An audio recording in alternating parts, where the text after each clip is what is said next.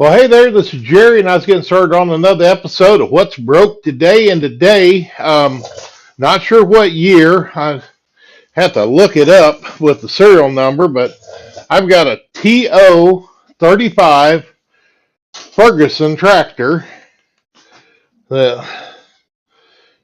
Here's serial number down here, 603 or 602103. I don't see a date, but check see if that's the. Up here I got a serial of 1455593. But what we got is, of course, the currently it won't start. There is some kind of fuel in the fuel bowl. Turn the key on, make sure it's in neutral. And we got no crank.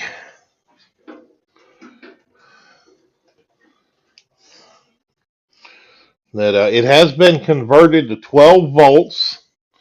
Has a 12 volt battery, has a 12 volt alternator. Guess we'll start out. Let's check the oil. See what it looks like, and it's actually really clean. So let's see. I think the level's going to be good because it's been sitting here long enough that it it is within a quarter inch of being at the full mark. So we're good there. And cool thing about this one is, even though it has the trap door on top of the hood, all the things that hold it are gone, so we can open the hatch or raise the whole hood. And now I stuck my finger down in the radiator and did not touch coolant. Let's get our voltmeter, because I almost bet our battery is dead. Put it on DC. Let's go negative, positive, and yeah, I got millivolts, 206 millivolts. So that ain't gonna work. Let's see if that's the gas cap key.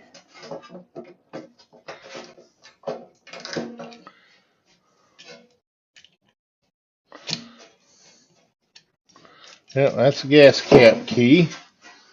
That does not smell very good in there.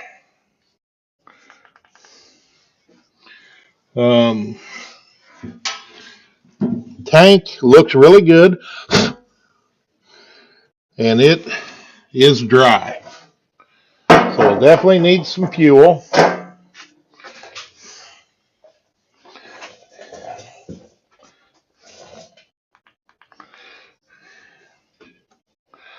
Put that right there. Let's pop the distributor cap off, or attempt to.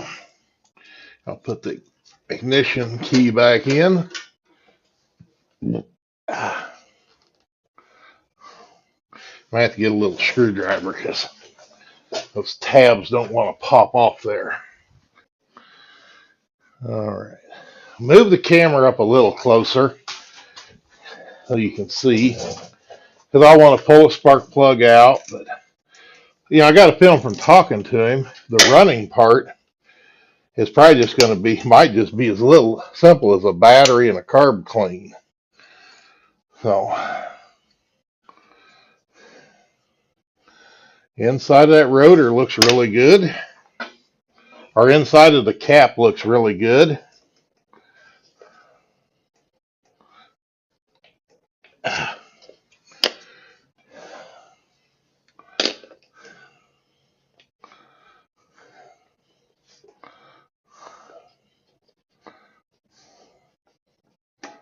Okay.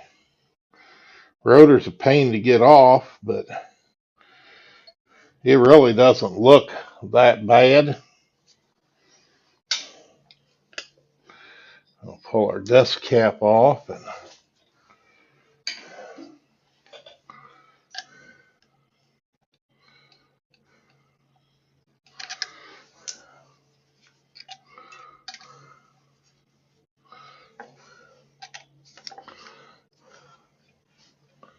other than maybe a little bit of surface corrosion. The points don't look bad, and I got a feeling they're not that old. Or I guess I should rephrase that, because sometimes when I say not that old, don't look like they've had much use since they was put in. So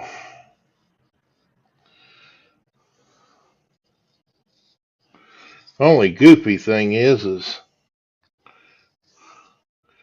it looks like the rotor had been rubbing on the inside of this dust shield.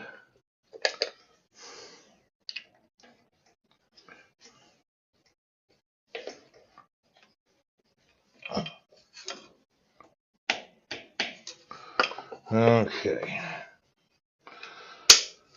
So for now, we'll put that back on there. Just for the heck of it, let me go get a 13/16 to pull a spark plug.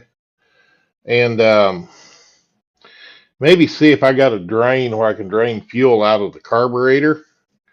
And I might just go get, I think I've got a battery I can stick in here temporary till he brings me a new one. But I probably got something I can put in there just so we can crank this. Because as far as I can tell, I don't know.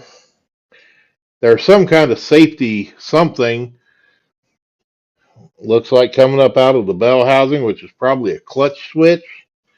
But whatever it's attached to, or was originally attached to, it's no longer attached to. It looks like we're coming straight down from the ignition switch, which that wire is a little tight, but and of course we got wires going toward the front up to the ignition switch. Got our ballast resistor here. Yep, so I'll be back in just a couple. Okay, I got that my extra battery, and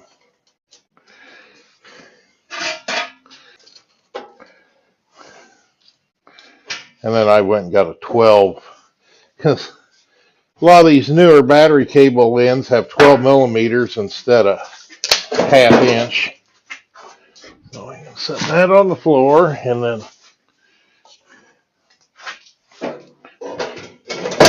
set that up there.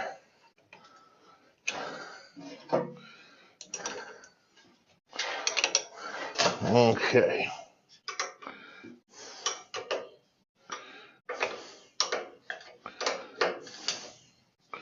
All right. Got that. Now I'm going to go get my 13/16,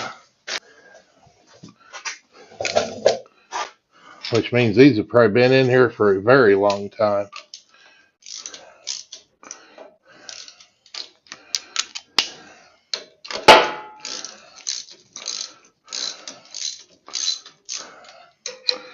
Okay. And of course, these are Auto Light 386s, and they got the bigger thread diameter, and looks like this thing has been running rich because they're all black.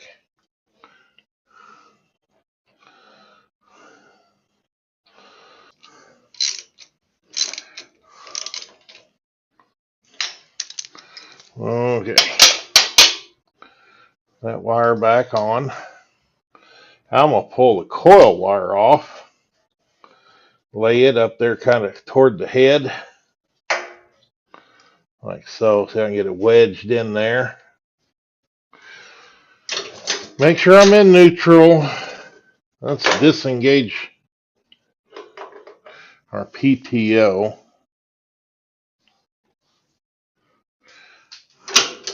And let's turn the key and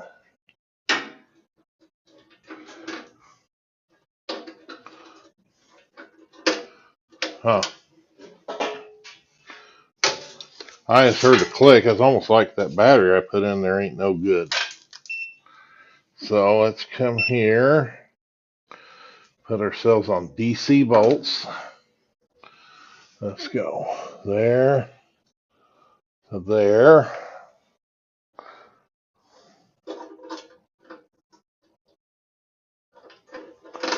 Yeah, that battery. Let me put it on the charge because that's normally my go-to test things battery that currently isn't doing anything. We may still have to go get a battery because I don't know how long I've had that, but I use it for situations just like this for testing. All right, so my first battery I stuck in here, which is my normal test battery, I'm going to guess finally died. So I went and got my winch battery, and it's rigged in here. Don't fit right, but it's in there. And turn the key on, and let's see if it cranks, because I actually probably should have tried to turn it by hand. But here, let's hit the key. And I see no spark. So let's grab our meter. Being cold out here, these leads are stiff. But we'll grab I'll take my negative and just stick it up on the battery. And I'll turn it on and go to DC volts. I'll just clip it on there just for something to hold it. Okay. And I'll touch that and make sure I got ground. And I do. And then let me put it on the coil and turn the key on. And I got about 6.3 volts, which is good because it's going through this dropping resistor. So let's make sure we got it going through the coil. And I'm going to guess that right now the points are probably closed. So let's open the cap. See if we can get this rotor off of here again.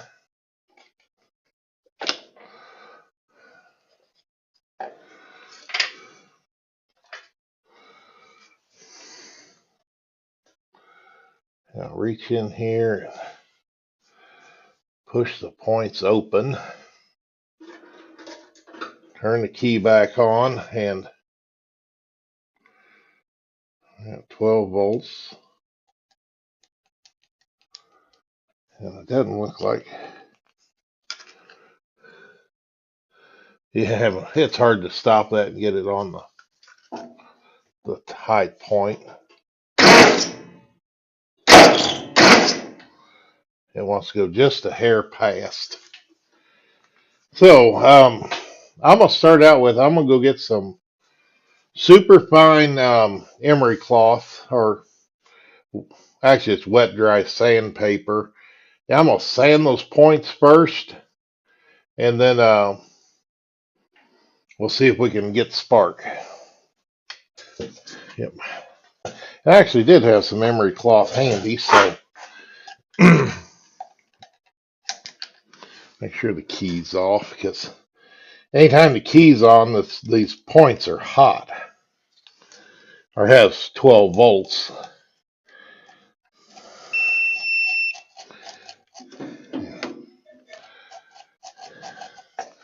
All I'm going to do is just get that wedged in between them, and then just work it back and forth to sand and clean them up.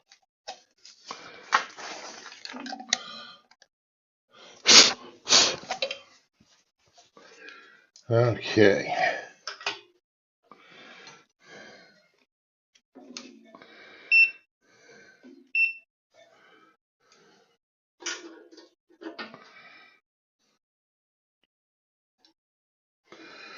Okay.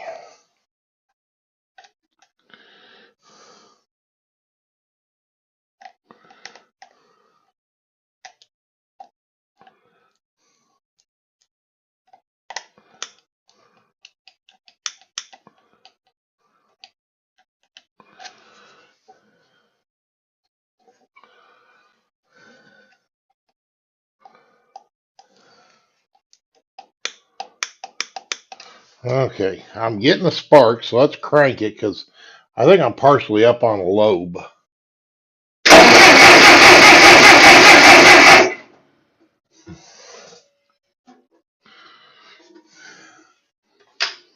Okay, I think I'll sand a little more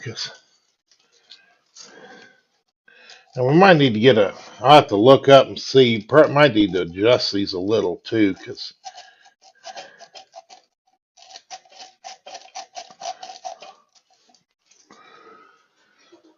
here we go again. Let's try one more time.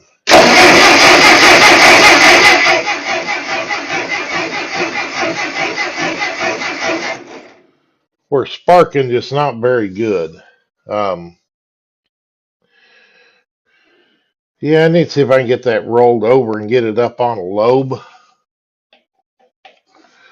Doesn't help any that the distributor shaft is about wore out either.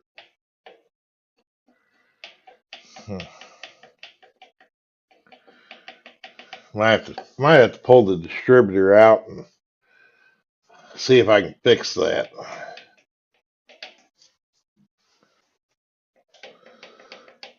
Yeah, a lot of play in that distributor shaft. Okay. Um, I think I'm gonna look up and see what I can get as far as parts to fix that before I take it off and take it apart. All right, back at our Ferguson tractor. I got my new distributor, and I was gonna get the old one out. I'm gonna start out with I'm gonna take the wire going to the distributor, loose at the coil. That's mainly because it's easier to get to than on the backside of the distributor. So I can just 5/16 wrench on this one and take the nut and the washer off. Then that wire should slide up off there. And then I got the rotor. It's kind of pointed at an angle there toward the block. And I'll just take this wrench and kind of scratch. That should be easy to remember. Now I can just come down here under the distributor and 7/16 headed bolt comes out to get the hold down for the distributor loose.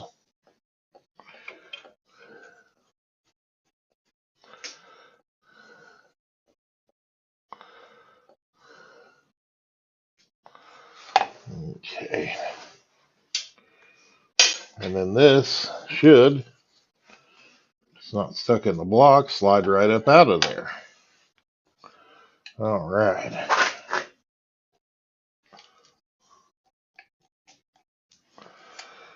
Then I'll see. I don't know if that's 5/16 or not. No, it's bigger. I'm going to go get a socket to take that loose. Well, okay. Let's just overkill with a wrench and we'll just use this because. All right. Well, I got my new distributor here, and probably the biggest difference between new and old that I found while I was looking at them is where the wire's at.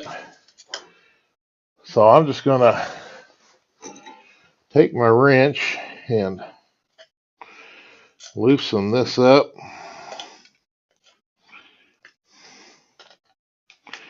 I'm going to turn this anchor piece 180 degrees so that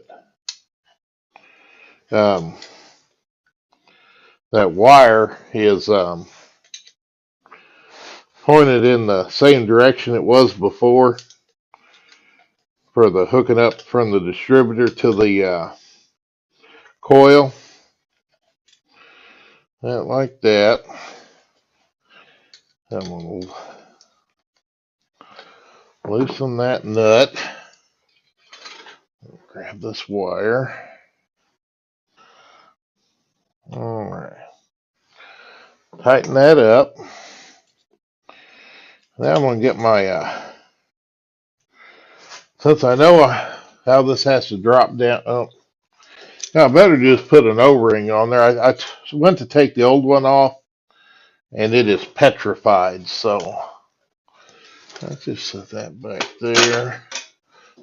I went and got my O-ring assortment. Because luckily this was built back before the days of specialty O-rings. That looks...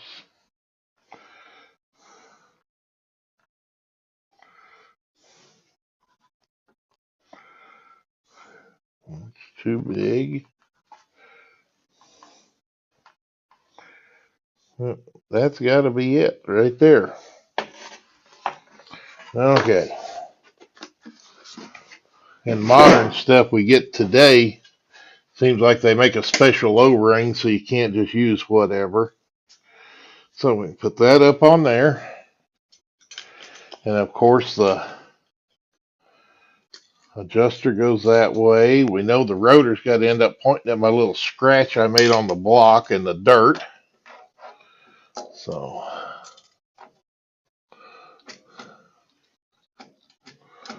okay, that looks like it. I can take my hold down bolt, put it in there, and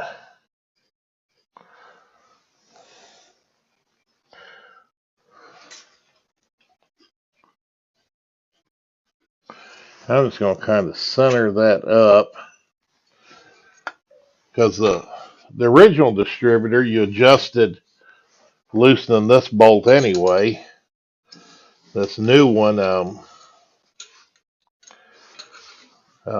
has it where you can adjust it either way. So I'll snug that up.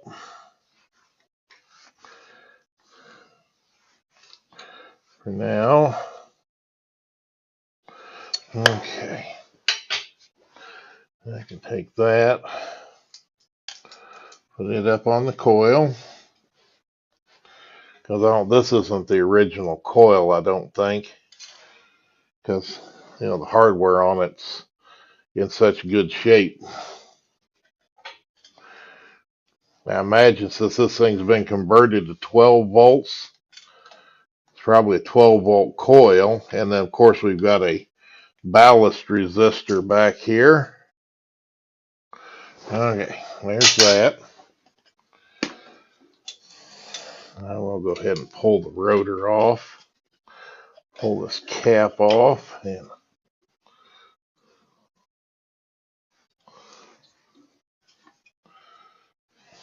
get that all looped up good. I want to lay that up there. I can hook my positive cable back up. That all looks good. Neutral. Let's crank it and see what we get. And if you watch right there,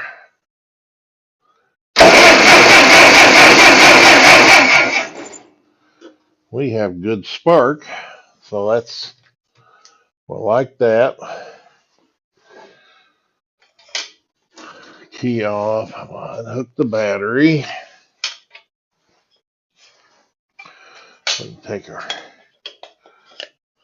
top and put on. Put our rotor on. And of course, it did come with a new cap. It's gonna line up, looks like that.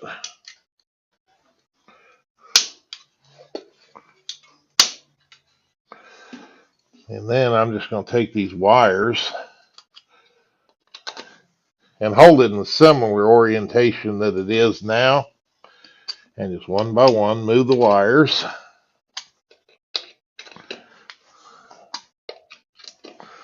Okay. Okay, well, it's test time. I got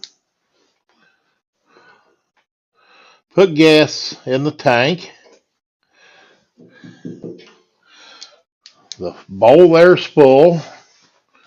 I got the choke pulled out.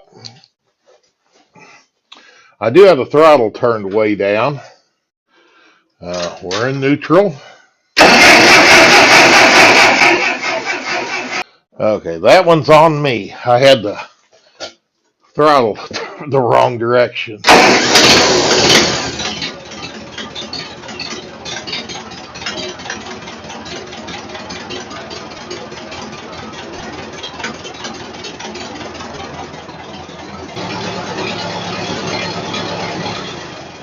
All right. I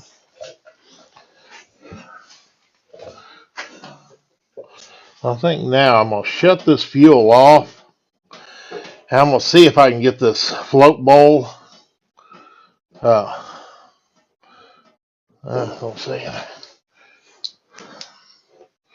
That line's where it screws onto the fuel bowl. Oh, it's loose. Huh.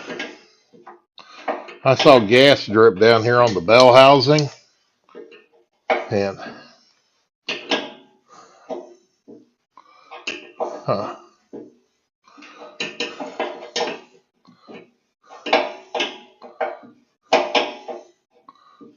Oh, yeah.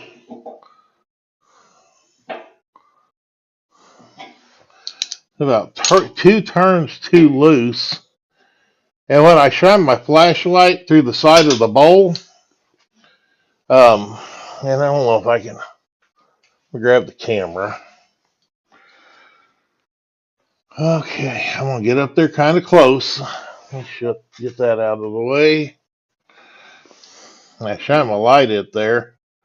If you look at the bowl, you can see how, about, wipe that off. But you see how it looks darker in the bottom? So when I got my light up there, how light it looks. Then I bring my light down, see how things get darker. I think right about midpoint of that bowl is water. So let me see if I can get that pulled off there.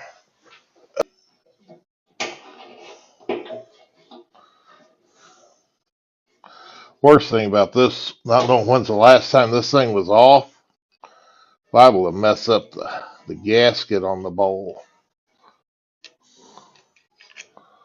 Okay. So I need something to dump that in. So let's set that down. Let me go get a rag and see what I've got to, I think I'll go get my clear jar for fuel samples. Okay, got my jar. Just take that. Boy, whatever was in the very bottom of that was rather dark.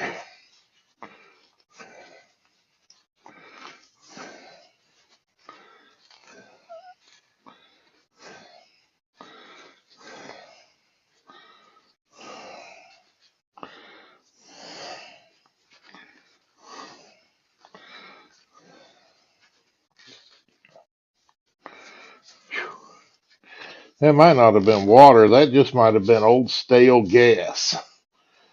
Because once you get it opened up and get the aroma of it,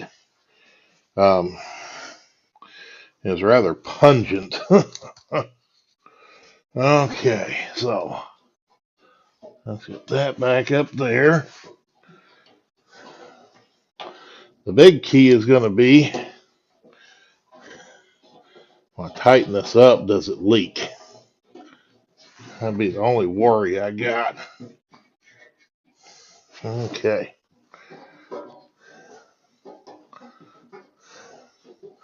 Because see, I turn it on, and the way that works is you got, say 2 passages where it screws up into the fuel tank, and one of them is up higher than the other. So when you turn it open the first 2 turns, it opens the one with the tall straw, and then as you go further, it opens up the second one.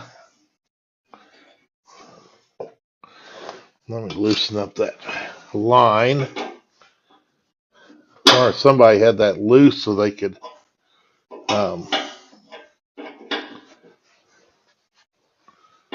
drain fuel out.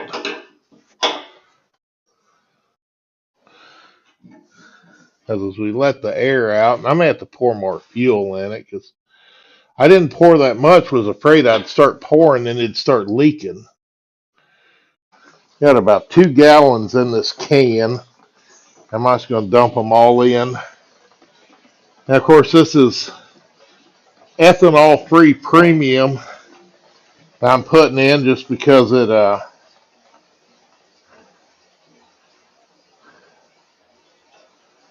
you know, a lot of times these tractors sit.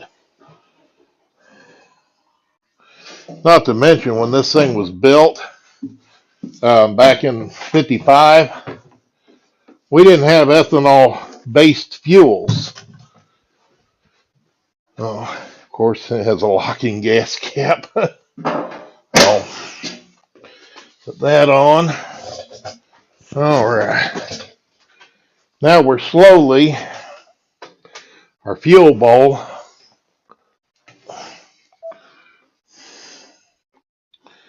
is filling up. So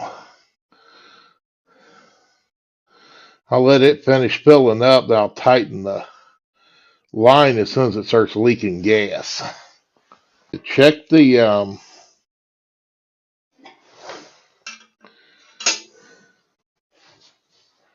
engine oil right here.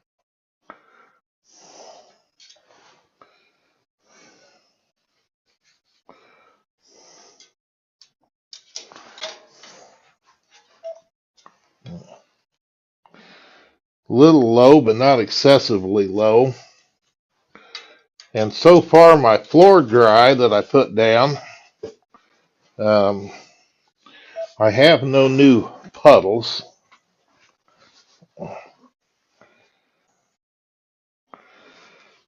Yeah, get this thing out the door and do some driving. So, oh, and we gotta get outside so we can mess with our timing as well. But we have to get it outside because, well, it's a little foggy in here from having this thing running. Well, it finally warmed up. I got the Ferguson tractor out, which I guess when I say Ferguson tractor, you know, on the nameplate, it is a Massey-Harris-Ferguson. So I don't know if you'd call this a Massey Harris, a Massey Ferguson, a Harris Ferguson, but you know, when I was growing up, we always called them a Ferguson tractor. But regardless, we got her running, and we'll fire her up. Sounds pretty good. The one complaint that I had was the 3-point didn't work, but as you can see, if I lift it up, it is lifting my brush hog.